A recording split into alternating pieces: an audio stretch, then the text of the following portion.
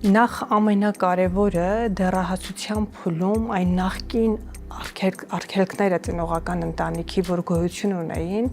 պետք է սրան շատ նրբորեն մոտենալ, որովհետև եթե շարունակում է ծնողը պահպանել նախկին արգելքները եւ դաստիարակության համակարգը, սա բերում է դեռահասների մոտ ըմբոստության, կոնֆլիկտի սրացման եւ ճգնաժամը ել ավելի է սրանում։ Տեսեք, դեռահասության տարիքը ըստ էության, եթե մենք վերցնենք այլ ժամանակահատվածների եւ ավելի հետամնաց ցեղերի ուսումնասիրության հետ համեմատենք, որտեղ որ դեռահասության տարիքին զուգընթաց առաջ է եկել սեռական հասունացումը եւ թույլատրելի է եղել դեռահասին ապրել նույն սեռական զգացումների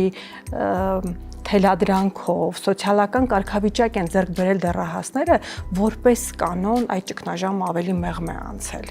Իսկ զարգացած հասարակության մեջ դեռահասների ճգնաժամը ինչով է աչքի ընկնում։ Կարծես ֆիզիոլոգիապես դեռահասը արդեն պատրաստ է մեծահասակության կյանքին, բայց հասարակությունը թույլ չի տալի,